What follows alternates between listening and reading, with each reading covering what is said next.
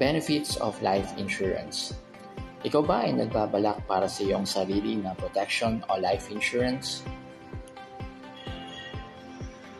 May mga nag-aalok na ba sa iyo at pinipilit ka na magkaroon ng isa? Kung yan ang tanong mo at gusto mong malaman, this video is for you. Hi guys, this is Lawrence Marcelo, your Brighter Life Coach. It's really an honor and pleasure to be at your service this morning, afternoon, or maybe good evening. Please follow me. Ito ay para sa iyo if gusto mong umunlad at yumaman. First is financial security, especially for your beneficiaries. In other words, protection to sa mga dependents. Magkakaroon ka ng peace of mind. Just in case something happens to the breadwinner, the family can continue to live the lifestyle or can support whatever plans they have sa mga buhay nila. Ika nga, I would rather have something rather than nothing. How many of us experience nang mawalan ng parents? Napag-iwanan pa po tayo ng obligasyon, lalo na hospital bills, nagbabayad ka. Mas maganda, just in case na may mangyari, wala na po tayong babayarang hospital bills kasi meron na tayong tinatawag na life insurance. People always complains about high cost of living.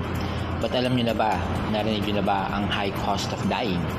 Paano naman po ang funeral and burial expenses?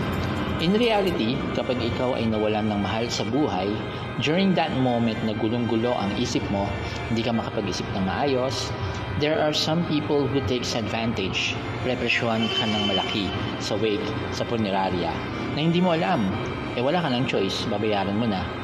Pero kapag meron kang life insurance and plans, covered na, wala ka nang iisipin. Next is pay off your debt. Ang kagandahan din po kapag meron kang life insurance, you can always use this. Mga breadwinner po natin dyan, mga kababayan na OFW, pakinggan niyo po akong mabuti. Yung bahay na binabayaran mo or sasakyan na binabayaran mo, ang question ko lang is, kumikita ka nga ngayon. What if wag naman pahintulutan ni Lord na nawala ang breadwinner? Sino po ang magbabayad ng monthly amortization? Lalo na kung 20 years to pay. Syempre, kung di na kayang bayaran, maririmatayan. So ano ang mangyayari sa binayad mo dati? Mawawala na din yan, di ba?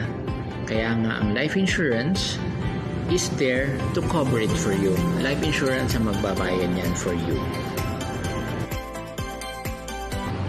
Next is potential source for savings and investment. What? What the fuck? Sana all. Damn! Yes, that's right. May mga insurance na po na tinatawag na VUL. 2-in-1. May protection ka na, may investment ka pa. Mas kumikita ang pera mo at mas mataas ang interes kaysa sa bangko.